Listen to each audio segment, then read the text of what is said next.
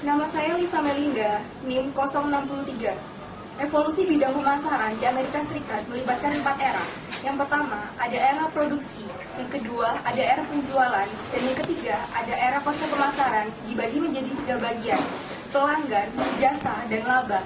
Dan yang keempat, ada era hubungan pelanggan. Lalu,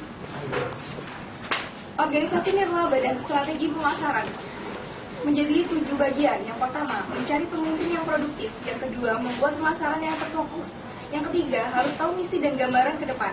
Yang keempat, mempraktekkan strategi yang sudah dibuat. Yang kelima, berhati-hati dengan target pasar yang dituju. Lalu yang keenam, ada pelatihan dan pengembangan relawan untuk jangka waktu yang lama.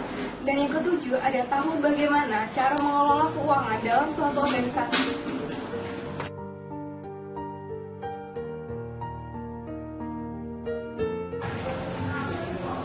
Selanjutnya, saya akan menjelaskan tentang proses marketing. Yang pertama adalah menemukan peluang. Jadi kita harus bisa menemukan celah bagaimana kita bisa mendapat keuntungan.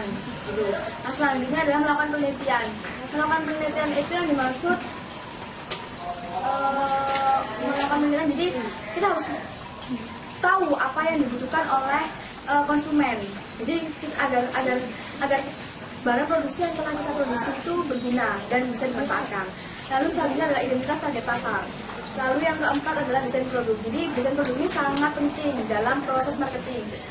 Karena dalam desain produk ini kita harus bisa membuat semenarik mungkin produk yang telah kita hasilkan. Lalu pengujian produk. Pengujian produk itu merupakan seperti menguji produk secara akurat. Jadi kita memiliki bukti yang bisa menarik pelanggan. Lalu selanjutnya adalah nama merek, desain, dan harga. Nama merek, desain, dan harga ini juga termasuk dalam desain produk tersebut. Jadi nama merek kita juga harus bisa memilih nama merek atau desain atau harga yang bisa seimbang lah. Jadi biar konsumen itu tertarik sama kita. Selanjutnya adalah pengembangan sistem distribusi. Dan yang 8 adalah mendesain program promosi. Jadi di samping kita mendesain harga atau barang, kita juga harus bisa mendesain proses promosi, program promosi. Karena promosi itu juga bisa menarik konsumen untuk mau membeli bahan yang kita produksi. Lalu yang terakhir adalah membangun hubungan dengan pelanggan. Nah, membangun hubungan dengan pelanggan ini sangat penting karena di samping kita menentukan desain tersebut, kita harus bisa menarik hati pelanggan agar percaya pada produk yang telah kita.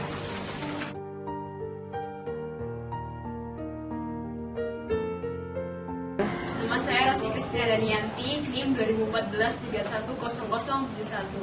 Saya akan menjelaskan tentang desain produk. Desain produk dibagi menjadi 3, yaitu yang pertama pengujian konsep, yang kedua uji pemasaran, dan yang ketiga paket desain atau yang biasa disebut dengan nama merek. Kemudian saya akan menjelaskan tentang nama-nama merek yang berada di luar Indonesia yang terkenal. Yang pertama adalah Taco Bell. Taco Bell adalah sebuah stand hotdog yang didirikan oleh Grand Bell. Yang kedua adalah Dash-In. Dash-In adalah nama hotel yang biasa disebut dengan Dash-In Hotel yang didirikan oleh Cecil Day. Yang ketiga adalah Boss Corp. Boss Corp didirikan oleh Amar Boss yang ia merupakan pengusaha dan insinyur. Yang keempat adalah Taein. Taein adalah sebuah nama merek permainan yang didirikan oleh Taiwaner. Yang kelima, yang terakhir adalah Bristol Myers. Bristol Myers adalah nama perusahaan farmasi yang didirikan oleh William Bristol dan John Myers. Kemudian saya akan menjelaskan strategi harga. Strategi harga dibagi menjadi 8, yaitu yang pertama adalah biaya tambahan, yang kedua nilai dasar, yang ketiga kompetitif, yang keempat memberi peringkat, yang kelima menyaring, yang keenam potongan harga, yang ketujuh adalah nilai kepemimpinan yang hilang, yang kedelapan adalah keadaan psikologi. Sekian.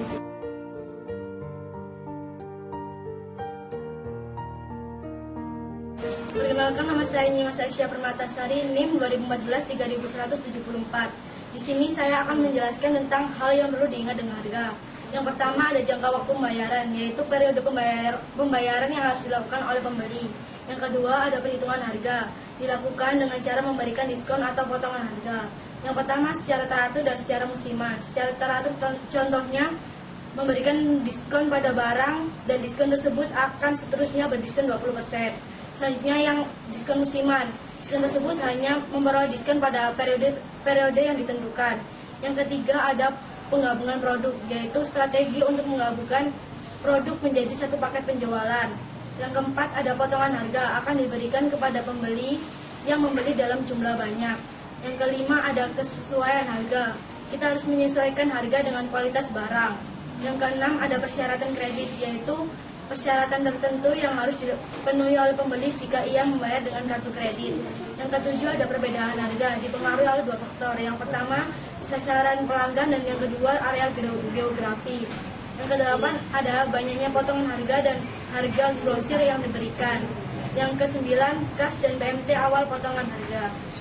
Selanjutnya saya akan menerangkan tentang saluran distribusi. Yang pertama ada penjualan langsung, yaitu situasi di mana produsen melakukan transaksi langsung dengan pembeli. Yang kedua ada penjualan ecer, melakukan proses transaksi melalui perantara untuk melanjutkan transaksi jual beli. Yang ketiga ada cakupan pasar. Yang pertama ada intensif, selektif, dan eksklusif. Intensif yaitu tingkat distribusi produk yang diberikan pada seluruh pasar. Yang kedua ada selektif, yaitu diberikan kepada seluruh pasar, dan yang ketiga eksklusif, yaitu sebagian pasar.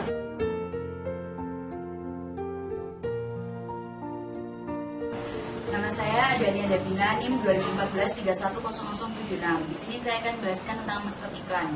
Yang pertama, Memex Cat berdiri sejak 35 tahun yang lalu, Tony the Tiger 54 tahun yang lalu, Tokan Sam 45 tahun yang lalu, Jeffrey the Giraffe 35 tahun yang lalu, Coca-Cola Polartis 13 tahun yang lalu, MGM Lion 78 tahun yang lalu. Dan selanjutnya saya akan menjelaskan tentang proses penelitian pemasaran. Proses penelitian pemasaran terdiri dari empat langkah. Yang pertama, mendefinisikan pertanyaan, yaitu peneliti pemasaran diberi kebebasan untuk membantu menemukan situasi saat ini, masalah atau peluang yang ada, alternatif yang ada, info yang dibutuhkan, dan cara mengumpulkan dan menganalisis data. Yang kedua ada mengumpulkan data, mendapatkan informasi yang digunakan penting dalam proses penelitian pemasaran. Dalam mengumpulkan data terdapat tiga metode. Yang pertama, data sekunder, data primer, dan kelompok fokus. Yang ketiga, menganalisis data penelitian. Data dikumpulkan dalam proses penelitian harus diubah menjadi informasi yang bermanfaat. Yang keempat, ada menulis solusi dan mengimplementasikannya. Yaitu, setelah mengumpulkan data, peneliti pasar menentukan strategi alternatif dan memberikan rekomendasi sehubung dengan strategi mana yang terbaik dan alasannya. Sekian, terima kasih.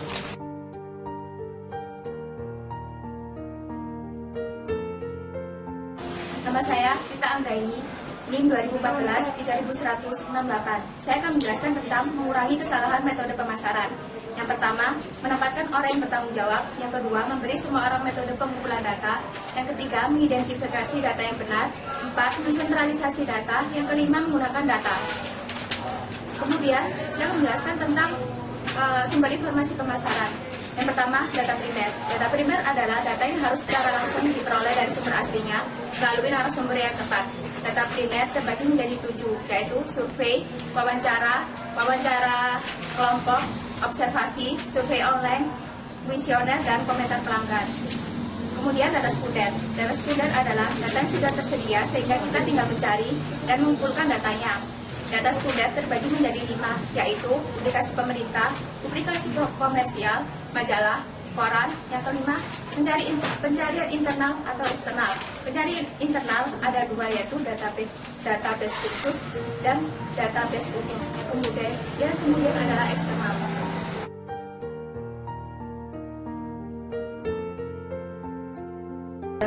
Nama saya Naktafiani, NIM 072. Lingkungan pemasaran ada 5: ekonomi, teknologi, global, sosial, dan persaingan. Ekonomi, faktor yang mempengaruhi pertumbuhan ekonomi. Teknologi, faktor yang mempengaruhi internet dan pertumbuhan basis data konsumen. Global, faktor global yang mempengaruhi pertumbuhan internet dan konsumen dapat menjangkau barang atau jasa secara dengan mudah. Sosial, pemasar harus menjaga hubungan dekat dengan pelanggan, bersaing dengan jasa secara sportif untuk mencapai tujuan yang diinginkan. Mengapa kita harus memasarkan kepada wanita? 1. Wanita mengontrol 80% dari semua pengeluaran. 2. Wanita membeli 80% dari semua produk dan jasa yang diproduksi. 3. 80% dari semua cek tertulis yang ditandatangani oleh wanita. 4. 85% dari semua pembelian mobil dipengaruhi oleh wanita. 5. Pada tahun 2005, 4,7 juta wanita adalah wira swasta. Jenis pemasaran ada 2, pasar konsumen dan pasar bisnis ke bisnis. Pasar konsumen, seorang individu yang menginginkan barang atau jasa untuk penggunaan pribadi. Ada 2, pada jeruk dan satu untuk satu. Pada jeruk, proses pencarian yang kecil tapi menguntungkan dan dapat merancang produk. 1 untuk 1, mengembangkan bauran yang unik untuk barang atau jasa untuk setiap pelanggan. Pasar bisnis ke bisnis, semua individu atau organisasi yang menginginkan barang atau jasa untuk penggunaan dalam produksi barang untuk penjualan ke orang lain.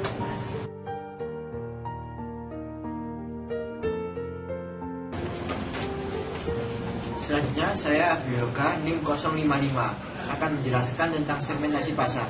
Segmentasi pasar adalah pembagian pasar menjadi unit terkecilnya. Segmentasi pasar terbagi atas 1. Segmentasi geografis, yaitu membagi pasar menurut area geografisnya. Yang kedua, segmentasi demografis, membagi pasar menurut usia, pemasukan, dan tingkat pendidikan. Yang ketiga, segmentasi psikografis, pembagian pasar dengan menggunakan nilai-nilai sikap. Yang keempat, segmentasi manfaat, yaitu membagi pasar dengan menentukan manfaat produk yang akan dibicarakan. Yang kelima, segmentasi pasar volume, yaitu membagi pasar menurut volume penggunaan pelanggan. Selanjutnya yaitu pengaruh pengambilan konsumen ada 5, yakni pembelajaran, kelompok referensi, kultur, subkultur, dan ketidakcocokan kognitif. Selanjutnya akan dijelaskan oleh teman saya. Nama saya Mersabdul Grani, NIM 2014-310057. Saya akan menjelaskan mengenai proses pengambilan keputusan konsumen. Di sini ada 5, yaitu pengenalan masalah, pencarian informasi, evaluasi alternatif, keputusan pembelian atau tidak ada pembelian, dan evaluasi pasca pembelian. Dari kelima tersebut, terdapat beberapa faktor yang dapat mempengaruhi pembelian konsumen. Yang pertama ada pengaruh bauran masyarakat. Di sini ada produk, harga, tempat, dan promosi. Kemudian yang kedua ada pengaruh sosiokultural. Ada kelompok referensi, keluarga, kelas sosial, kultur, dan subkultur. Yang ketiga ada pengaruh psikologi. Ada persepsi, sikap, pembelajaran, dan motivasi. Yang keempat ada pengaruh situasional. Ada tipe pembelian, keadaan sosial, keadaan fisik, dan pengalaman yang sebelumnya. Kemudian ada rencana bisnis yang besar. Apa yang harus kita lakukan dengan baik dan apa yang harus kita hindari. Yang kedua ada apa yang akan kita jual. Yang ketiga ada kepada siapa kita akan menjual produknya. Yang keempat bagaimana kita mencapai target penjualan kita. Dan yang kelima ada bagaimana agar konsumen tertarik terhadap produk yang kita pasarkan. Terima kasih.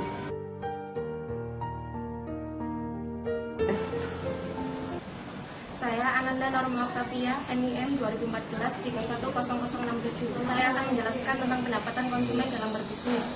Dari tahun 2000 sampai 2005, dalam tahun ke tahun, pendapatan konsumen selalu meningkat. Selanjutnya, pasar bisnis ke bisnis. Meliputi 6 faktor. 1. Jumlah pelanggan relatif sedikit. 2. Ukuran pelanggan relatif besar. 3. Konsentrasi secara geografis. 4. Pembeli bisnis pada umumnya lebih rasional. 5. Penjualan B2B bersifat langsung. 6. Ada lebih banyak penekanan pada penjualan pribadi di pasar B2B daripada pasar konsumen. Selanjutnya strategi pemasaran usaha kecil. Pemasaran usaha kecil lebih dominan memakai strategi website atau online dibandingkan dengan direct marketing karena lebih memudahkan penjualannya dan lebih menghemat biaya.